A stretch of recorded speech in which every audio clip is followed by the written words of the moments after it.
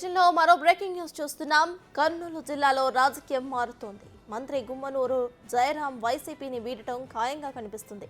రాప్తాడులో నిన్న జరిగిన సీఎం జగన్మోహన్ రెడ్డి సిద్ధం సభకు జయరాం హాజరు కాలేదు.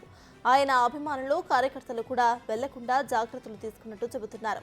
కర్నూలు ఎంపీగా పోటీ చేయాలని వైసీపీ నాయకత్వం చెప్పినప్పటి నుంచి జయరాం తీవ్ర అసంతృప్తిలో ఉన్నారు. ఆలూరు ఎమ్మెల్యే టికెట్ మాత్రమే కావాలని పట్టుపడుతున్నారు. ఇందుకోసం ఇతర పార్టీలతోనూ సంప్రదింపులు జరిపినట్టు సమాచారం.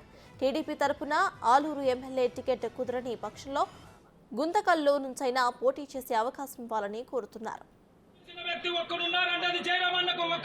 నియోజకవర్గం అంతా విజయవాడకి ఎప్పుడు పోదామో పనులు తీసుకుని ఒక డేట్ నిర్ణయించుకున్నాం.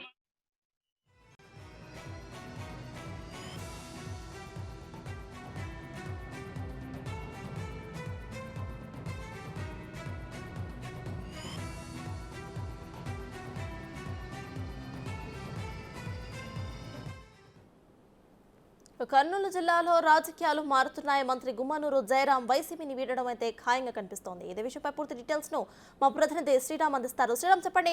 జయరాం అయితే వైసీపీని వీడబోతున్నట్టు తెలుస్తోంది. ఇక టీడీపీలో కూడా ఆయన చేరబోతున్నట్టు తెలుస్తోంది. ఇదే విషయంపై మీ దగ్గర ఉన్న అప్డేట్స్ ఏంటి?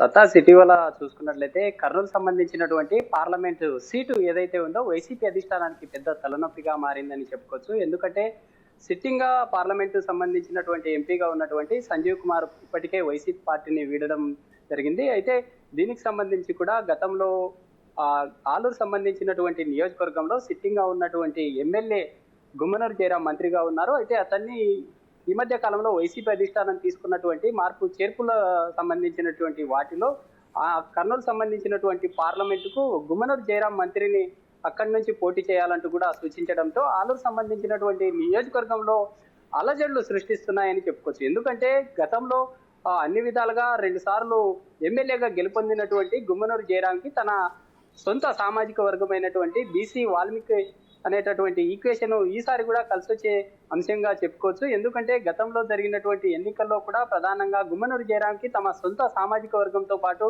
ఇతర వర్గాల వారు కూడా అన్ని విధాలుగా సపోర్ట్ చేసి గుమ్మనూరు జయరాంని ముందుకు తీసుకొచ్చిన పరిస్థితులను మనం చూసాం. అయితే ఇటీవల వైసీపీ అధిష్టానం తీసుకున్నటువంటి మార్పు చేర్పుల సంబంధించినటువంటి వాటిలో చూసుకున్నట్లయితే చిప్పగిరి జెడ్పీటీసీగా ఉన్నటువంటి విరూపాక్షి పేరును ఆలూరు సంబంధించినటువంటి నియోజకవర్గంలో ఖరారు చేయడంతో ఆలూరు సంబంధించినటువంటి సిట్టింగ్ గా ఉన్నటువంటి గుమ్మనూరు జయరాం వర్గీయులు మాత్రం ఆ యొక్క విషయాన్ని జీర్ణించుకోలేకపోతూ ఉన్నారు. రోజు రోజుకి ఆలూరు సంబంధించినటువంటి వ్యవహారము ఏపీలో ఒక సంచలనం సృష్టిస్తుంది అని చెప్పుకోవచ్చు. ఎందుకంటే ఒక మంత్రిగా ఉన్నటువంటి గుమ్మనూరు జయరాము ఇటీవల జరిగినటువంటి ఒక కార్యక్రమానికి మొదటగా గుమ్మనూరు జయరాం హాజరయ్యారు. తర్వాత ఇన్ఛార్జిగా ఉన్నటువంటి విరూపాక్షి వేరువేరుగా హాజరు కావడం, అలాంటి సమస్యలు తలెత్తుతా ఉన్నాయి. అయితే నిన్న జరిగినటువంటి అనంతపురం జిల్లా రాప్తాడులో జరిగినటువంటి సిద్ధం అనేటటువంటి సభకు సంబంధించి ప్రతి నియోజకవర్గానికి కార్యకర్తలను పెద్ద ఎత్తున తీసుకెళ్లాలనేటటువంటి ఆ మొబిలైజేషన్ ఏదైతే ఉందో నిన్న జరిగినటువంటి సిద్ధం అనేటటువంటి సభకు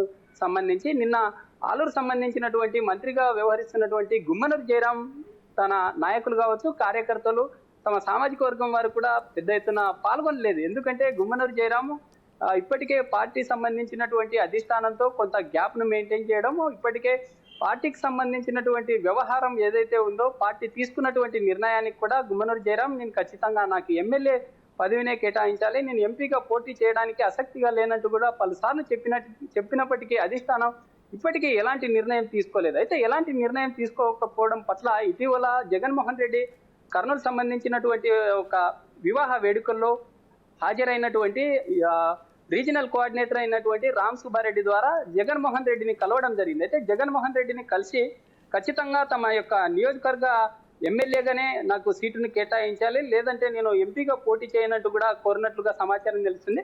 అయితే అందులో భాగంగానే ఒకవేళ నాకు ఆలూరు సంబంధించినటువంటి నియోజకవర్గంలో సీటు ఇయ్యని పక్షంలో అనంతపురం జిల్లా రాయదుర్గం సంబంధించినటువంటి ఎమ్మెల్యే సీటునైనా కేటాయించండి అంటూ కూడా అడిగినట్లుగా తెలుస్తా ఉంది. రాయదుర్గం సంబంధించినటువంటి సీటును అంటే అక్కడ అత్యధికంగా శ్రీరామ్, మనం చూస్తే ఒకవేళ ఆయన టీడీపీలో జాయిన్ అయితే టీడీపీలో ఇక్కడ ఆలూరు టికెట్ కుదరదు కాబట్టి గుంతకల్లు టికెట్ అయినా ఆశిస్తున్నట్టు తెలుస్తోంది. సో ఈ విషయంపై ఏమైనా అప్డేట్స్ ఉన్నాయా? సతాజ్ రేపు జరగబోయేటటువంటి 22 లేదా 23వ తేదీ టీడీపీ అధిష్టానము తీసుకునేటటువంటి జాబితా ఏదైతే ఉందో జిల్లాల్లో ప్రకటించేటటువంటి జాబితాల్లో ప్రధానంగా 14 అసెంబ్లీ సెగ్మెంట్ స్థానాల సంబంధించి జాబితాను ప్రకటిస్తుంది అంటూ ఒక వార్త అయితే వస్తుంది. అయితే అందులో ప్రధానంగా ఖచ్చితంగా ఈసారి గుమ్మనూరు జయరాంకు ఖచ్చితంగా ఆలూరులో సీటు లేని పక్షంలో ఖచ్చితంగా గుంతకల్లో టీడీపీ సంబంధించినటువంటి సీటు వస్తుంది.